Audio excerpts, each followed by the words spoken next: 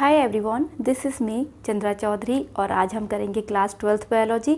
Chapter 8 चल रहा है, that is human health and disease. और आज हम करेंगे इसका lecture number 2। In previous video lecture हमने डिस्कस किया था कि हेल्थ किसे कहते हैं, डिजीज़ किसे कहते हैं, दोनों में क्या डिफरेंसेस हैं और डिजीज़ किन क्या क्या टाइप्स की होती है, किन किन चीज़ों से डिजीज़ होती हैं। तो आज के वीडियो लेक्चर में हम कुछ ऐसे डिजीज़ेस पढ़ेंगे जो आपके वायरस से होती है, कुछ आपके बैक्टीरिया से होती है, कुछ फंगी से होती हैं, कुछ प्रोटोजोन से होती हैं एंड कुछ हेलमिंथेस से होती हैं। तो आपकी ऐसी डिजीज़ जो इन माइक्रो ऑर्गेनिजम्स की वजह से होती है उन्हें बोला जाता है पैथोजेंस। एक्चुअली में जितने भी सारे माइक्रो ऑर्गेनिजम्स होते हैं वो हमारे लिए हार्मफुल नहीं होते हैं। ये आप ऑलरेडी पढ़ चुके हो कि जो बैक्टीरिया होते हैं वो सारे के सारे हमारे लिए हार्मफुल नहीं होते हैं, कुछ यूज़फुल भी होते हैं। फॉर एग्जांपल जैसे आपका लैक्टोबैसिलस एक बैक्टीरिया है जो कर्ड बनाता है, ठीक है, मिल्क से कर्ड बनाता है, हमारे लिए हेल्पफुल है। उसी तरह से वो जो वेमेन होती है या जो महिलाएं होती हैं उनकी जो रिप्रोडक्टिव ऑर्गन है वहाँ भी पाया जाता है। ये आप ऑलरेडी पढ़ चुके हो इन चैप्टर जो आपका रिप्रोडक्शन से रिलेटेड था। तो मेरा कहने का यहाँ पर यही मतलब है कि सारे के सारे माइक्रो ऑर्गेनिज्म हमारे लिए हार्मफुल नहीं होते हैं, कुछ यूज़फुल होते हैं, कुछ न्यूट्रल होते हैं और कुछ हमारे लिए हार्मफुल होते हैं। तो ऐसे माइक्रो ऑर्गेनिज्म जो हमारे लिए हार्मफुल होंगे, जो हमें डिजीज़ पैदा करेंगे, उन्हें हम पैथोजेंस कहते हैं। ठीक है, पैथोजेंस आपके वायरस भी होंगे, बैक्टीरिया भी होंगे, फंगस भी होगी, प्रोटोजोन्स भी होंगे और हेलमिंथेस। ठीक है, जो आपके बॉडी में जो कीड़े हो जाते हैं या फिर जैसे कि राउंड वॉर्म्स वगैरह होते हैं वो हेलमिंथेस के अंदर आते हैं। तो आज के वीडियो लेक्चर में हम डिस्कस करने वाले हैं पहले वायरल डिजीज़ के बारे में, देन बैक्टीरियल डिजीज़ के बारे में, हेलमिंथेस एंड फंगल डिजीज़ के बारे में हम डिस्कस करेंगे। तो देखिए जैसे कि यहाँ पे आपको मैंने एक चार्ट बनाया गया है, ये चार्ट है आपको वायरल डिजीज़ का। ठीक है, वायरल डिजीज़ से रिलेटेड ये चार्ट है आपका। ओके, तो वन बाय वन हम इसकी स्टडी करेंगे कि उसका कॉजिगेटिव ऑर्गेनिजम्स क्या है, मोड ऑफ ट्रांसमिशन क्या है एंड उसके सिम्टम्स क्या हैं। ठीक है, तो चलिए देखिए, फर्स्ट है आपका कॉमन कोल्ड जिसे हम राइनाइटिस भी कहते हैं। ठीक है, ये एक वायरल डिजीज़ है। किसके कारण होती है? देखिए, ये होती है राइनो वायरस के कारण।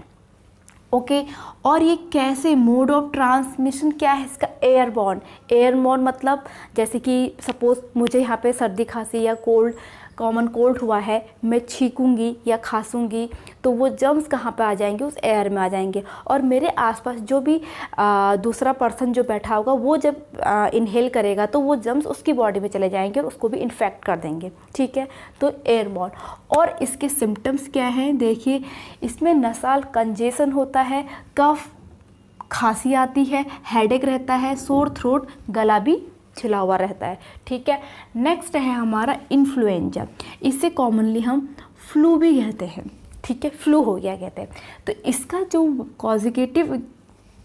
कॉजेटिव इसका जो ऑर्गेनिज्म है वो क्या है? मैक्सोवायरस। ठीक है, और ये भी आपका किसके थ्रू होगा? एयरबॉर्न के थ्रू होगा, एयर से फैलता है। और इसके सिम्टम्स क्या हैं आपके?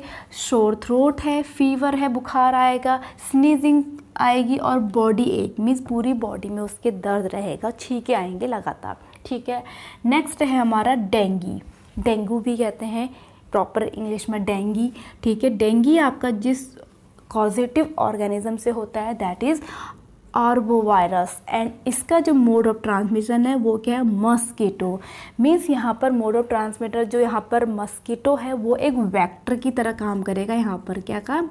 वेक्टर की तरह। ठीक है, जब ये मस्कीटो हमें इंजेक्ट करेगा, बाइट करेगा तो ये इस वायरस को हमारी बॉडी में छोड़ देगा, फिर हम डेंगू के क्या हो जाएंगे? मरीज हो जाएंगे। तो इसमें होता क्या है? देखो, सबसे पहली बात तो फीवर, बुखार आता है। ठीक है, लो प्लेटलेट्स। ठीक है, जो प्लेटलेट्स होती है हमारी बॉडी की वो बहुत ज़्यादा कम हो जाती हैं, गिर जाती हैं और इससे फिर हेमरेज का खतरा बढ़ जाता है। ठीक है, ओके, नेक्स्ट है आपका एड्स क्या है आपका? ठीक है, एक्वायर्ड इम्यून डेफिशिएंसी सिंड्रोम। ठीक है, ये एक STI है मीन्स सेक्सुअली ट्रांसमिटेड इन्फेक्शन है। इसको हम डिटेल में आगे को बहुत अच्छे से पढ़ेंगे, ठीक है। इसका मतलब जो भी कॉजेटिव ऑर्गेनिज्म है उसका स्ट्रक्चर पढ़ेंगे, अच्छे से हमें डिटेल में स्टडी करना है। अभी हम इन जनरल पढ़ लेते हैं। तो इसका कॉजेटिव आपका ऑर्गेनिज्म है HIV। HIV means human immune deficiency virus, ठीक है, ये है आपका। और इसके मोड ऑफ ट्रांसमिशन क्या है? ब्लड, ठीक है, ब्लड के थ्रू ये फैलता है। STI मीन्स या STD या STI सेक्सुअल ट्रांसमिटेड इन्फेक्शन या फिर सेक्सुअली ट्रांसमिटेड डिजीज़ भी हम इसे बोलेंगे। और मदर टू बेबी मीन्स जब कोई महिला प्रेग्नेंट होती है तब उसका भी एड्स का टेस्ट होता है, क्योंकि अगर मदर को एड्स होगा तो उसकी बेबी में भी हो जाता है, इसलिए उसको बचाने के लिए इसका भी टेस्ट किया जाता है, ठीक है। मदर से बेबी को भी हो जाता है। अब इसके सिम्टम्स क्या है? जो इम्यून सिस्टम है वो डैमेज हो जाता है, ठीक है, क्योंकि जो हमारा इम्यून सिस्टम है, जो इतनी सारी जो बीमारियां हमारे आसपास घूमते रहती हैं उससे हमारी रक्षा कर रहा है। तो जैसे ही ये जो HIV वायरस है हमारी बॉडी में एंटर करता है तो WBC को डिस्ट्रॉय करना स्टार्ट कर देता है, जिससे हमारा इम्यून सिस्टम डैमेज हो जाता है, बहुत ज़्यादा लो हो जाता है और हमें अदर बीमारियाँ बहुत ज़्यादा हो जाती है और हमारी अल्टीमेटली डेथ हो जाती है, ठीक है। नेक्स्ट है हेपेटाइटिस। हेपेटाइटिस आपकी जो है ये आपके जो लीवर है, लीवर में सूजन आ जाती है इन जनरल इस बीमारी में, और ये बहुत टाइप का होता है। ये होता है A, B, C, D, E, ठीक है। Hepatitis A, B, C, D and E होता है। और इसका जो वायरस है, इन कॉमनली मैंने यहाँ पर लिखा है हेपेटाइटिस वायरस होता है। और ये देखिए किन किन चीज़ों से फैलता है। मोड ऑफ ट्रांसमिशन STI है, ब्लड है और फीकल है, ठीक है। एंड इसके सिम्टम्स क्या होंगे? लॉस ऑफ एपेटाइटिस, ठीक है, हाई फीवर रहेगा, लीवर कैंसर, हाई फीवर दोबारा आ गया है, एंड रैसेस, ठीक है। ये इसकी सिम्टम्स हैं, ये अलग है एक्चुअली, रैसेस और हाई फीवर वाला, ये 3 हैं इसके सिम्टम्स, ठीक है। नेक्स्ट है आपका चिकन पॉक्स। चिकन पॉक्स क्या है? एक चिकन पॉक्स एक्चुअली छूने से बीमारी फैल जाती है, जगह जगह पर क्या हो जाता है, खत्ते टाइप हो जाते हैं। तो यहाँ पर वेरिसिला जोस्टर नाम का जो वायरस है उससे ये बीमारी होती है। और मोड ऑफ ट्रांसमिशन कॉन्टैक्ट या फिर टच, ठीक है, छूने से बीमारी फैलती है। और इस बीमारी में क्या होता है, आपकी हाई फीवर रहता है और रैशेस आ जाते हैं, दाने जैसे आ जाते हैं, और ये इतने ज़्यादा जिद्दी होते हैं कि अपने फिर बाद में जो निशान हैं उनको छोड़ जाते हैं, ठीक है। उसके बाद नेक्स्ट है आपका पोलियोमाइलिटिस आपकी बीमारी है, और ये होती है एंटेरोवायरस से। इसका मोड ऑफ ट्रांसमिशन वाटर है। एंड इसके जो सिम्टम्स हैं वो है क्या है? Inflammation of nervous system and infantile paralysis. Infant मतलब जो शिशु होते हैं, ठीक है, पैरालाइसिस की बीमारी होती है। पोलियो के बारे में आपने सुना ही है। नेक्स्ट है आपका रैबीज, ठीक है। रैबीज जो बीमारी हो रैबीज वायरस से होती है। मोड ऑफ ट्रांसमिशन इसका रैबिड डॉग्स, ये भी वेक्टर की तरह यहाँ पर काम करेगा, ठीक है। जो पागल कुत्ते होते हैं उनके काटने से बीमारी होती है। एंड इसके सिम्टम्स क्या है? हाइड्रोफोबिया, मेनली हाइड्रोफोबिया होगा इसका, मीन्स पानी से डर लगने लगता है। एंड जब एक्सेसिव स्लाइवेशन होने लगता है, डिस्ट्रॉय नर्वस सिस्टम को डिस्ट्रॉय कर देता है, मीन्स अल्टीमेटली वो इंसान थोड़ा धीरे धीरे क्या हो जाता है, पागल हो जाता है। इसलिए इसके लिए वैक्सीनेशन किया जाता है। और 28 सितंबर को क्या मनाया जाता है? वर्ल्ड रैबीज डे सेलिब्रेट किया जाता है, ठीक है। समझ में आ गया? तो ये तो थी हमारी कुछ इम्पॉर्टेंट वायरल डिजीज़ेस, आप इसका स्क्रीनशॉट ले सकते हैं। इसके बाद हम करेंगे बैक्टीरियल डिजीज़ेस। वायरल डिजीज़ेस के बाद अब डिस्कस करते हैं हम बैक्टीरियल डिजीज़ेस कि बैक्टीरिया से कौन कौन सी डिजीज़ होती है हमारे बॉडी में। तो देखिए, फर्स्ट है आपका सिफिलिस, ठीक है। जो सिफिलिस बीमारी का जो कॉजेटिव ऑर्गेनिज्म है वो है आपका ट्रैपिनेमा पैलेडम। बहुत इंपॉर्टेंट है, बहुत बार एग्जाम में पूछा जाता है। Mode of transmission STD means sexual transmitted disease है ये एक। और इसके सिम्टम्स हैं रेड स्किन हो जाती है और म्यूकोसा जेनेटेलिया मीन्स जो जेनेटेलिया का जो पार्ट है मेन और वीमेन में वहाँ पर रैसेस हो जाते हैं, ठीक है। नेक्स्ट है आपका टाइफॉइड। टाइफॉइड जो है वो साल्मोनेला टाइफी से होता है, ये भी अनदर इम्पॉर्टेंट क्वेश्चन है। और इसका जो मोड ऑफ ट्रांसमिशन है वो है आपके फ्लाइज, ठीक है, जैसे हाउस फ्लाई होती हैं। इसके जो सिम्टम्स हैं वो हैं हेडेक, फीवर रहता है एंड लॉस ऑफ एपिटाइट, ठीक है, भूख नहीं लगती है इसके सिम्टम्स में। नेक्स्ट है डिप्थीरिया। डिप्थीरिया के आपका जो कॉजेटिव ऑर्गेनिज्म है वो है कॉरिनेबैक्टीरियम डिप्थीरियाई, और इसका जो मोड ऑफ ट्रांसमिशन वो डायरेक्ट कांटेक्ट है, मीन्स टच करने से या एयर के कांटेक्ट में आने से ये होता है। इसमें माइल्ड फीवर रहेगा, शोर थ्रोट रहेगा और हेडेक रहता है, ठीक है। नेक्स्ट है आपका निमोनिया। निमोनिया का जो कॉजेटिव ऑर्गेनिज्म है वो है स्ट्रेप्टोकोकस निमोनियाई, और इसका मोड ऑफ ट्रांसमिशन है एयरबॉर्न एंड सिम्टम्स है हाई फीवर रहेगा, फास्ट पल्स, ठीक है, मीन्स इसकी पल्स रेट बहुत ज़्यादा रहेंगी, वो बहुत जल्दी जल्दी ब्रेथ लेता है, और कफ खांसी रहती है उससे, ओके। नेक्स्ट है हमारा टिटनेस। टिटनेस एक्चुअली में जब हमें कभी चोट लग जाती है या फिर इम्प्रॉपर सर्जरी होती है, कुछ लोहे जैसे होता है ना, लोहा वगैरह से कट लग जाता है, तब कहा जाता है कि टिटनेस का इंजेक्शन लगाना चाहिए, क्योंकि उससे टिटनेस बीमारी होती है। तो इसका जो कॉजेटिव ऑर्गेनिज्म है वो है क्लोस्ट्रीडियम टिटेनाई, और मोड ऑफ ट्रांसमिशन मैंने यहाँ पर एक्सीडेंट लिखा है, एक्सीडेंटली, ठीक है, चोट वोट लगने से।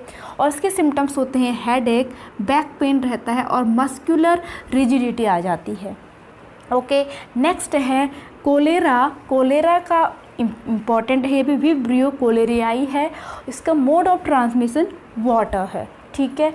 सिम्टम्स इसके वाटरी स्टूल, ठीक है, वाटरी स्टूल जैसे डायरिया में होता है, और रिपीटेड वोमिटिंग और उल्टियाँ होती हैं, उल्टी दस्त जिसे हम बोलते हैं, ओके। नेक्स्ट है ट्यूबरक्लोसिस। ट्यूबरक्लोसिस का जो कॉजेटिव ऑर्गेनिजम्स है वो है माइकोबैक्टीरियम ट्यूबरक्लोसिस, ठीक है, और ये एयरबॉर्न है, इसलिए थोड़ा सा जो इसके पेशेंट होते हैं उनसे थोड़ी दूरी बना के रखनी चाहिए, क्योंकि अगर वो खांसेंगे तो माइक्रोबैक्टीरियम के जो भी और आपके बैक्टीरिया हैं वो उस एयर में आ जाएंगे, हम ब्रेथ लेंगे तो हमारे अंदर हमको भी इन्फेक्ट कर देंगे, इससे दूर रहना चाहिए। सिम्टम्स क्या होते हैं इसके, कफ आएगा, ठीक है, खांसी होती है, हाई फीवर रहता है, लॉस ऑफ वेट होता है और स्वेटिंग बहुत ज़्यादा होती है, ठीक है। एंड नेक्स्ट है आपका लेप्रोसी। लेप्रोसी जैसे हाथों में देखा होगा आपने, ठीक है, पस भरा रहता है जिसके, वो आपका माइकोबैक्टीरियम लेप्रियाई, और इसका मोड ऑफ प्रोलॉन्ग्ड कॉन्टैक्ट से ये ट्रांसमिटेड होता है। और डिफॉर्मिटी ऑफ फिंगर्स, जैसे कि मैंने अभी बताया, ठीक है, डिफॉर्म्ड हो जाती है उनकी फिंगर्स, मीन्स गलने लगती है एक प्रकार से। और म्यूकस स्किन, मीन्स उनकी स्किन में पस भर जाता है एक प्रकार से। नेक्स्ट है आपका पर्ट्यूसिस। इसका जो कॉजेटिव ऑर्गेनिज्म है वो है बोर्डेटेला पर्ट्यूसिस, और ये जो मोड ऑफ ट्रांसमिशन है वो है एयरबॉर्न, और इसके सिम्टम्स है cold, cough and mild fever, ठीक है। तो ये इम्पॉर्टेंट आपके कुछ बीमारियां थी बैक्टीरियल से रिलेटेड। अब नेक्स्ट है हमारा फंगल रिलेटेड, ठीक है, फंगस से कौन कौन सी बीमारियां होती है, तो टीनिया और रिंगवॉर्म। रिंगवॉर्म इम्पॉर्टेंट है। इसका जो कॉजेटिव ऑर्गेनिज्म है वो क्या है, डर्मेटोफाइट्स, ठीक है, डर्मेटोफाइट्स मैंने यहाँ पे लिया है। और मोड ऑफ ट्रांसमिशन सॉइल है या फिर इन्फेक्टेड पर्सन से भी ये फैल सकता है। जैसे पहली बात तो सॉइल से ये होगा, जो फंगल इन्फेक्शन हो जाते हैं, या फिर किसी को ये बीमारी हुई है, हम उसका कुछ भी चीज़ यूज़ करेंगे, टॉवल यूज़ करेंगे, उसका कॉम्ब यूज़ करेंगे, तो वो बीमारी हमको भी इन्फेक्ट कर देगी। और इसकी सिम्टम्स क्या है, ड्राई स्कैल्प, स्किन और नेल सब ड्राइनेस आ जाती है, ठीक है। नेक्स्ट है आपका कैंडिडियासिस बीमारी है, कॉजेटिव इसका ईस्ट लाइक फंगस, ठीक है, ईस्ट लाइक फंगस है। मोड ऑफ ट्रांसमिशन इसका एयर है, और इसका सिम्टम्स क्या है, म्यूकस मेम्ब्रेन हो जाती है, ठीक है, ओके। ये दो आपकी फंगल बीमारियां हैं।